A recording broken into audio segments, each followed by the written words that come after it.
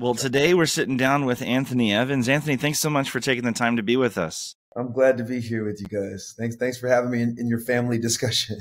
Yeah. This is our round table. Yes. So, Anthony, from time to time when we do have artists on here, we like to go to their Instagram to do some Instagram stalking and just to kind of find out a little bit more about you, what you like to do, besides music. And we saw a lot of music on your Instagram. And so right now, yeah. So one thing that caught our eyes is this kitchen recreations that you do when you get together with, I guess, your fellow musicians and things like that, or singers. And my question is, I know you do a lot of singing in your kitchen, but do you ever cook while you're singing? I don't. That's a great question.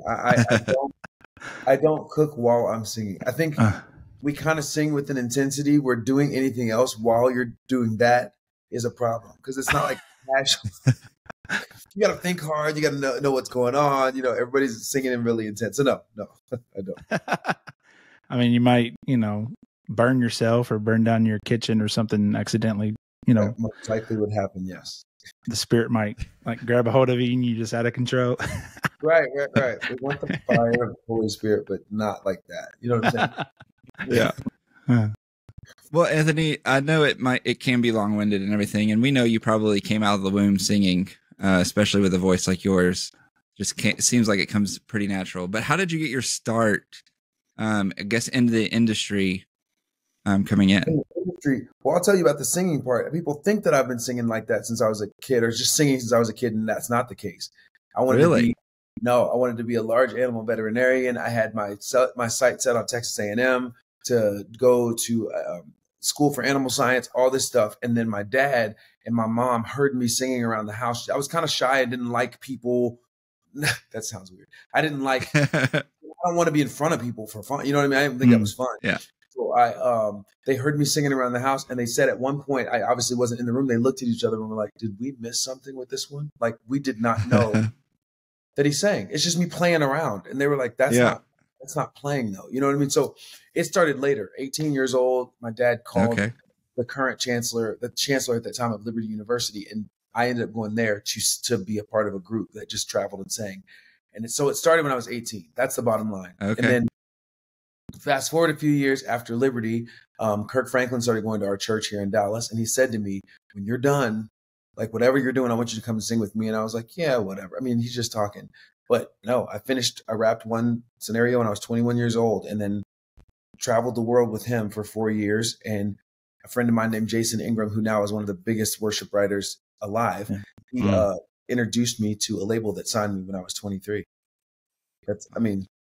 So you probably know like every rap of the song Stomp. No, because I didn't have to do that part. I know how to sing Stomp. That's it.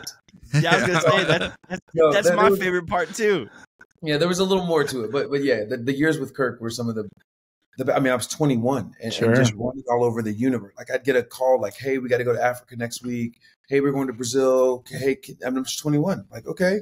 So it was like getting a master's degree at that point in not just the stage, but he was so intent about the life off the stage. The 23 hours of a day we'd spend not on a stage.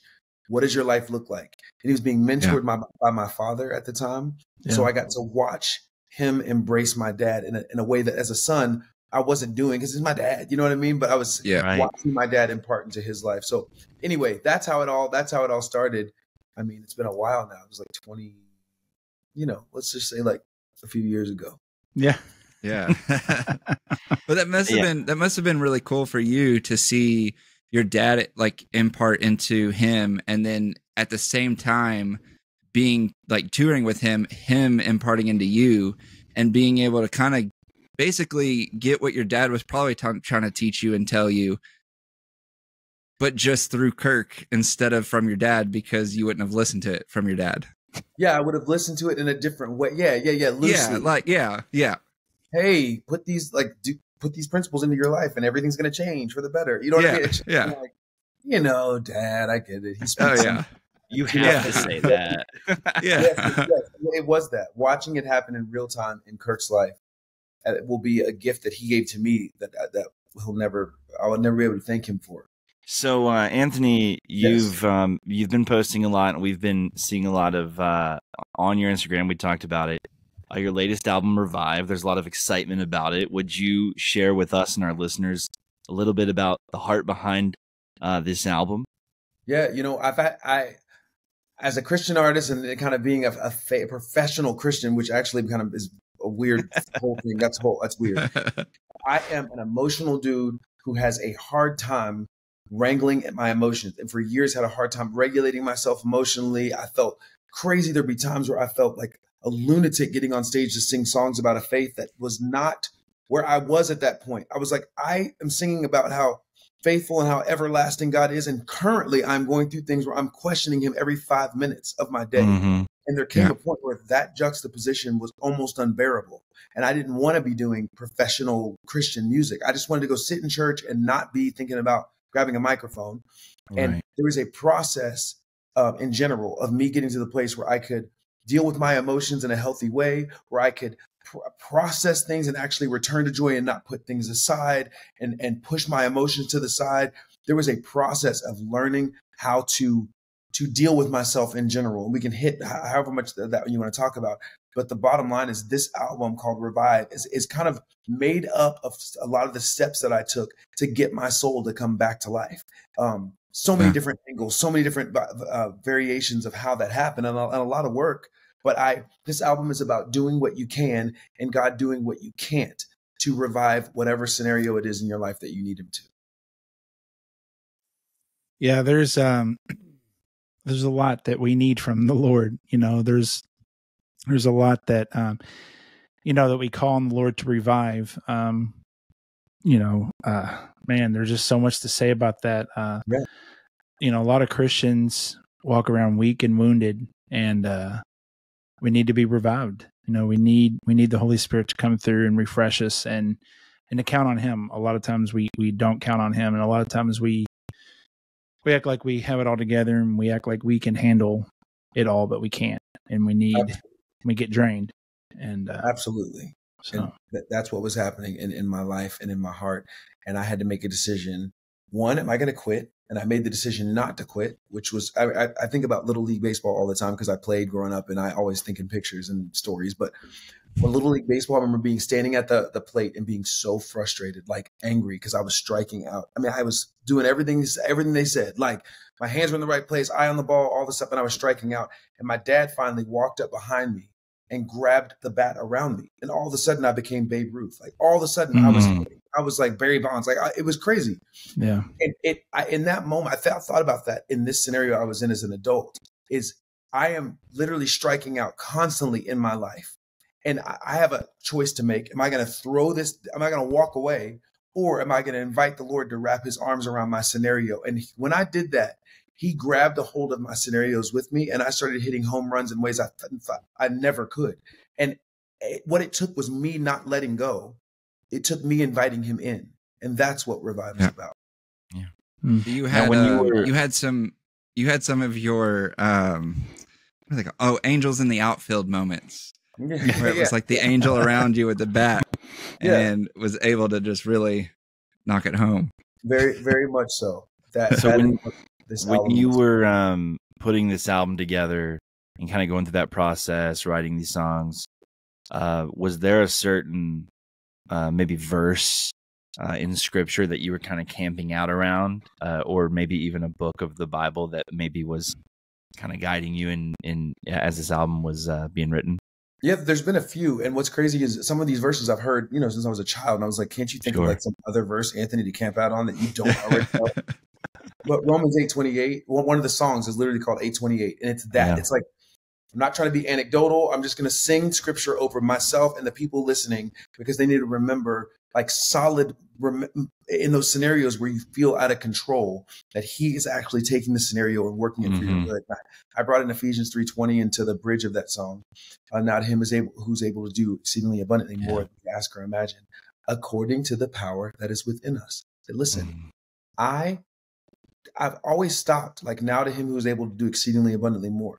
I that according to the power that's in you, it is actually doing the work to acknowledge the power that he placed in you when you invited him in. I remember going to the circus growing up. See, here I go, like another story. Going to the circus growing up, I would go and see these elephants in the parking lot, and they had like a chain around their ankle, and they would just be rocking back and forth with a stake in the ground. And I'd be like, if they had a clue as to what they were capable of, they would pull that stake out of the ground and go and do whatever they want. And I'm like, the enemy has situated our minds in such a way that he puts chains on us that make us forget the power that we have in us. Like he creates stuff around us that makes us feel powerless. These elephants were performing. They don't know anything different.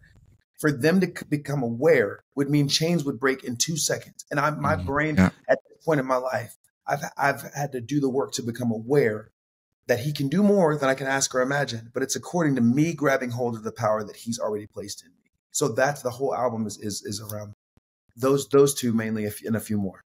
Yeah, it's so good. I think about there's a picture online, and it resurfaces from time to time, but the majority of our problems come from here, our minds. And there's a picture of a horse, and tied to it is one of those plastic lawn chairs. Yeah. And it says the thing that's holding us back is all in our head, and it's this little plastic chair that's tied to the horse. 100%. I've seen that. I'm a horse guy too, so I've definitely seen that. Well, Anthony, this is a fan-based podcast, and so when we know who we're interviewing, we'll reach out, or your fans will reach out to us. And we had a fan of yours, and her name is Natalie from Memphis, Tennessee. Okay. And she wants to know the story behind your song, Even If. Oh, wow. Well, that song came out of the loss of our mother unexpectedly. At the time in her life when her and my dad have sacrificed for ministry their whole life. And they was like, okay, now we're 70, we're going to chill. We're going to chill a little bit more than normal. And my mom got diagnosed with this rare form of cancer. I remember being in meetings with doctors, and I felt like I was talking to other people like me. I was like, nobody knows what's going on here. Like they didn't know. They didn't know, they were giving us what they would say, but we don't really know. This is not something so I had these moments, these visceral moments, like the ones I was talking about, where I'm like, God, I don't know if I can do this. I don't know if I can do watching my mom and my dad be faithful, not just in front of a bunch of people, but at home. And you promised that we can have, if we have faith from mustard seed, we all have it. What are you doing? So it was crazy. And I had a moment where I was like, I don't think I could sing these songs, not even if, but in general. And I had to question my faith to its core as I watched my mom deteriorate before my eyes, with people marching around our family's house to pray for her healing. I was lost, like 100% lost. And I asked myself, if God does not heal her, are you still going to worship him? And for a minute, that it was silent on the end of that question. Yeah. There was not an answer. And I had a moment where I made a decision that even if the healing doesn't look the way I choose, I'll still praise you. That came to my mind, and I sat down and started writing Even If with one of my friends. That's where that song came from. I'm like, everybody in their life has an even if scenario somewhere, somehow, something happens, and you're like, uh-oh, I have to make a decision in my heart. If this one doesn't go the way that I'm praying, am I going to worship him in spite of that? So that's me making that decision and getting to sing that song every night or when we're on the road. You can see people in the audience choose to worship with you. You could choose through their even if scenario to worship with you. Yeah, I think about man, that sometimes that could be a really hard pill to swallow. And I mean, we've faced death in our family, and it's just like, of course you ask God, like, why is this happening? But like you said, even if, and you're just going to choose to still serve him and still worship him. And I don't know if you've heard of the story of Mike Weaver from Big Daddy Weave when he lost his brother a few years back. And he said it was the hardest thing he's ever gone through. And he saw his brother suffer through, the diabetes and then getting real sick from it, and just kept deteriorating and deteriorating. And when his brother left, he didn't even know if Big Daddy was going to Weave was going to continue. Right. And then he wrote this song, "You Make All Things New," and that's, you know, he does. He makes, and he said that now my brother, God chose to not heal him on the earth, but now he's healed in eternity. Yeah. And so it's like, wow. Yeah. I had to come to that realization. Anthony, the answer is yes or yes. She's either going to be healed here or healed there. So, Anthony, are you one of the like songwriters that have like thousands of voice memos in your phone, or is it like you get a line and you have to type it into your notes, or how does your writing process go? I get a line, type it into my notes, kind of thing. I do not have thousands of voice. I'm not one of those writers that just sits around all the time writing songs. That's not it. I have to be inspired to write songs about me, you know, or about circumstances that are mine. I can write for movies or write for other people, but no, I have to. I kind of grab onto visceral life experiences, and then I have a very select few group of people that I like to write with. I get spurred on by others' creativity. So if I come to you with this line of, I thought, you know, whatever, like one of the even if line I just mentioned, and then I had a friend of mine I wrote the song with. His name is Nick Pothoven. Like, for instance, I said the hook says, "Until my heart believes, I won't stop singing. You're good to me." So that's the hook on the way out. Until my heart believes, I won't stop singing. Until my heart believes, I won't stop singing. I was saying that to Nick, and he goes, "How about we land the song with, even if I never get another reason, you are still good to me."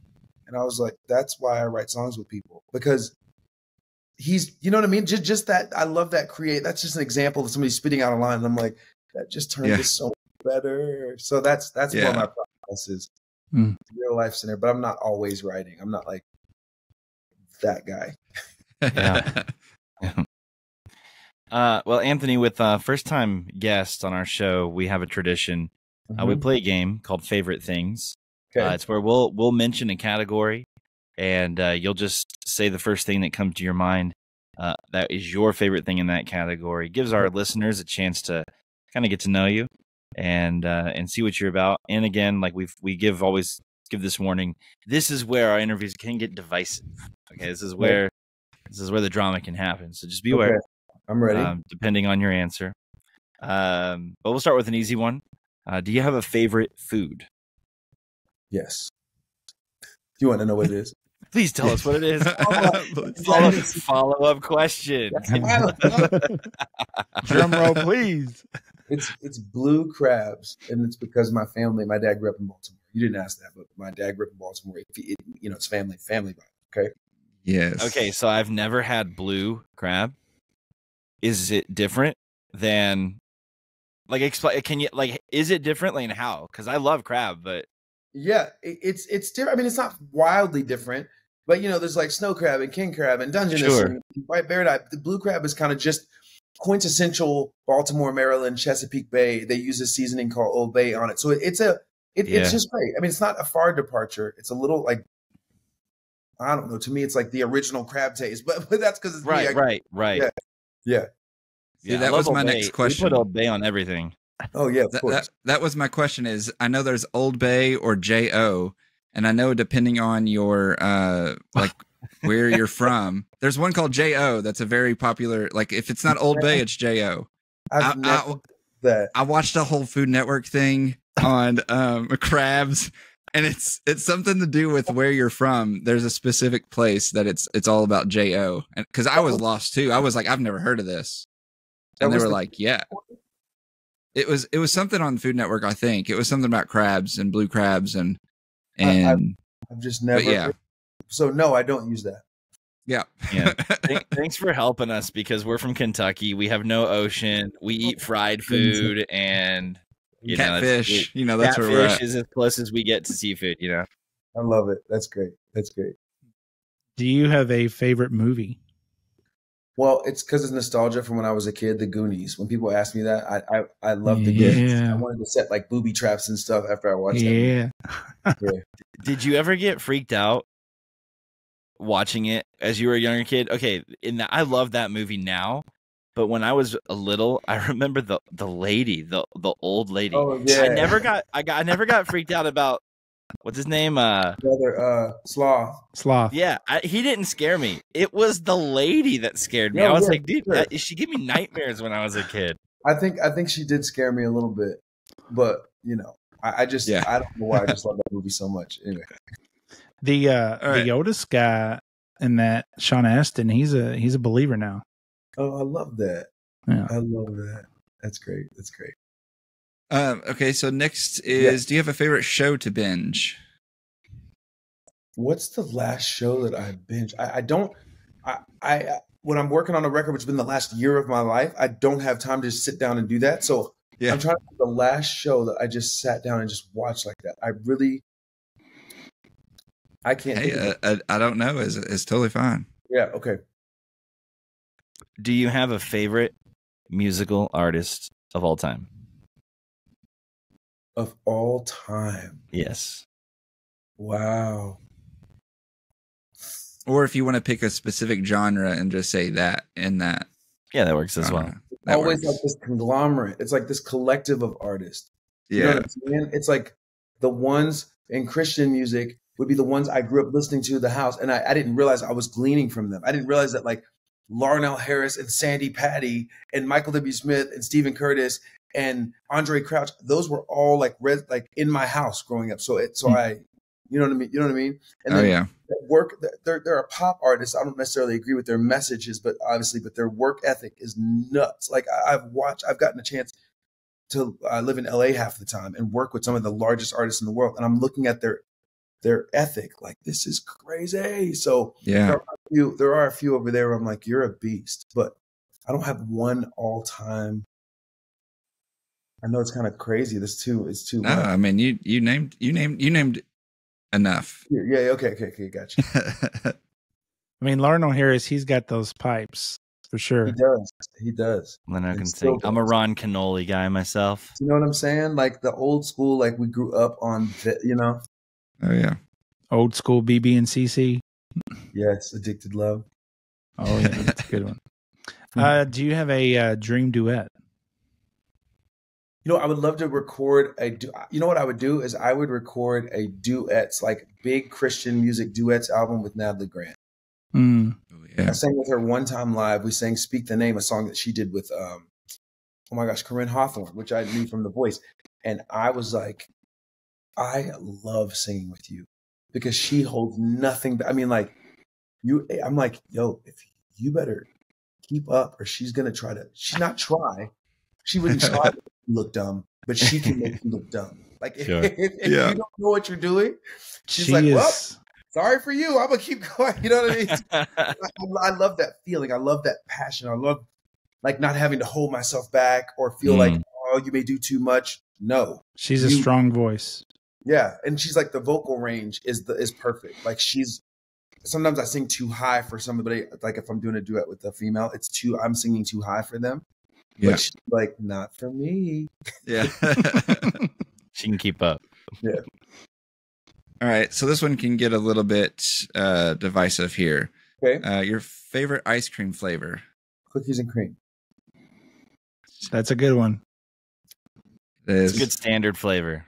Like standard. There's all this weird stuff now, like butternut squash with yeah.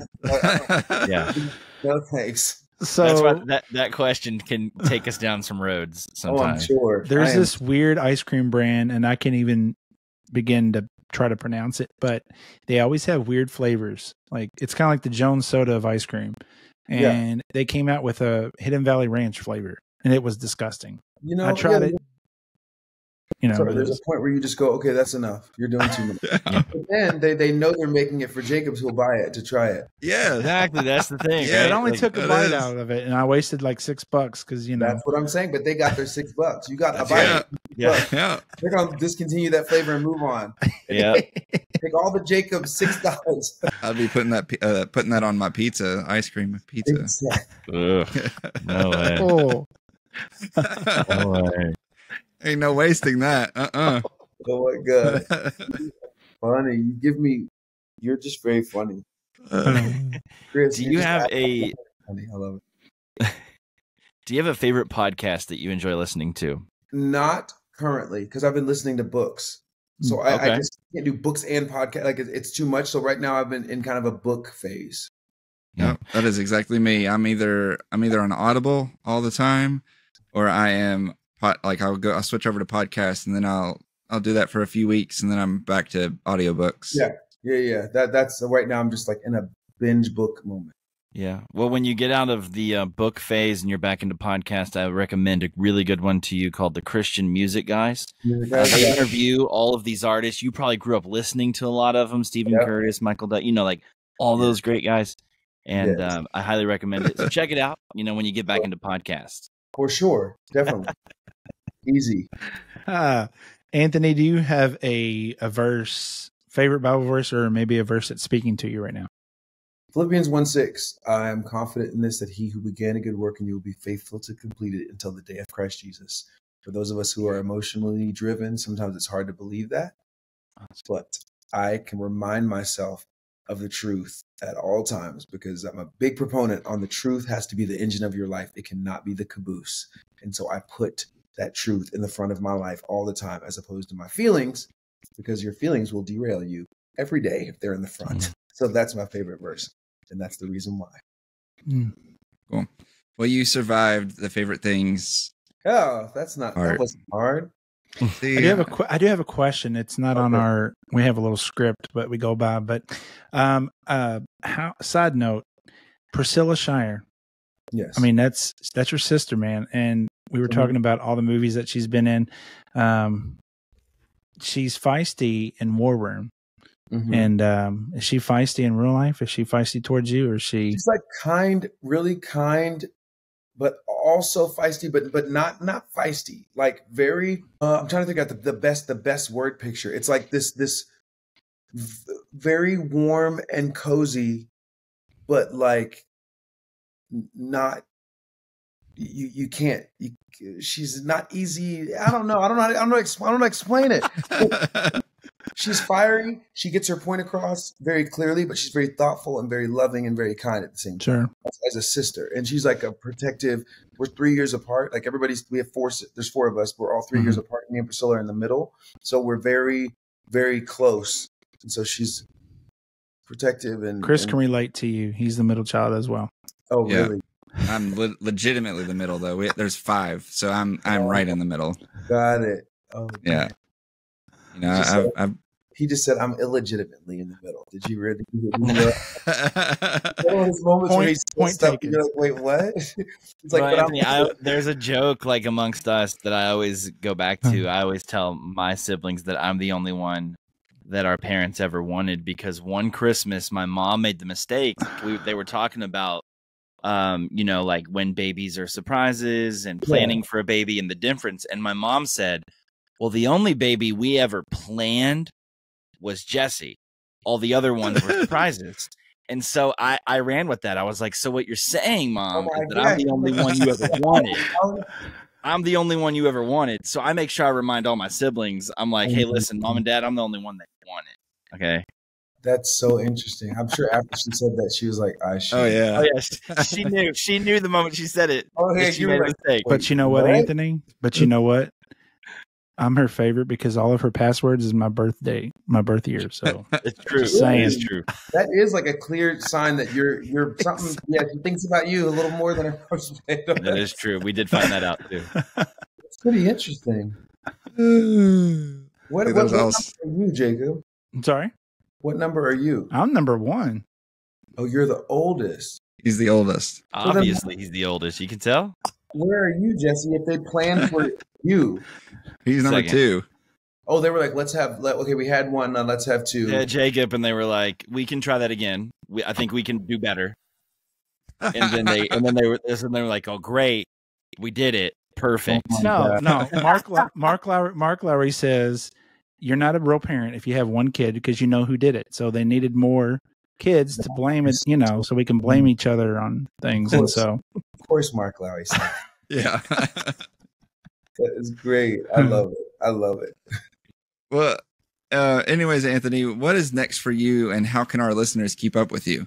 Next for me is I am working on a few different projects, but the Revive, the album, obviously we mentioned that a couple times, that comes out, but I have the privilege of, I have a production company that gets to produce all the live events, or a lot of the live events for my family. So we have Kingdom Legacy Live coming up, which is me, our dad, Dr. Tony Evans, and then Priscilla's there, Crystal Evans-Hurst, my sister, Jonathan Evans, and we do a conference around Kingdom Legacy. Love that and love to produce that. And then I'm going to be on the road with Priscilla. We do an event called Fervent, and we'll be out on the road for just like 6 or 7 nights in a row this spring. We'll do that. So producing those, though, that's a lot of work with a team of people that all just left because we were working on that. So that's what's next. This new album, those live events, and there's some couple projects in LA going on for some movies, but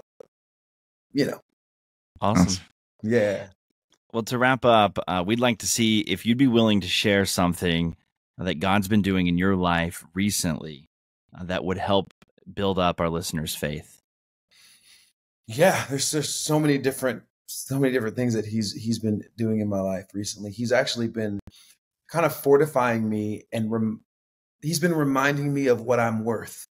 He's been reminding me of what I'm worth, but it's been through me making hard decisions, like me taking the first step to value myself through the lens that he says I'm worth, the value that I am to him.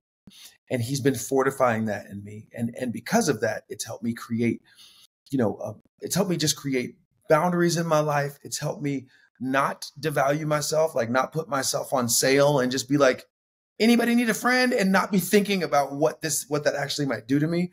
He's been just reminding me of how important it is for me to protect my soul, to renew my mind.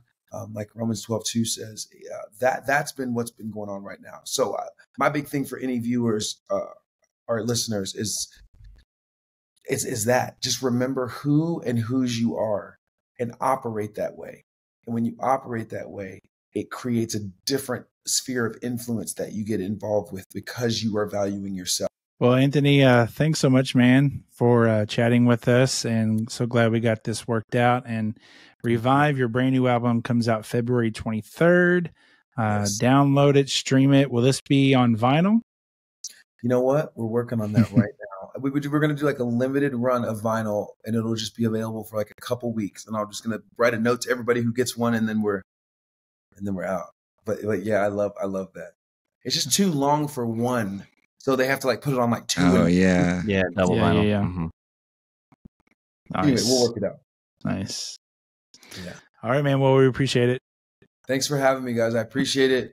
Tell your mom I said hi. I don't know why. Yeah. And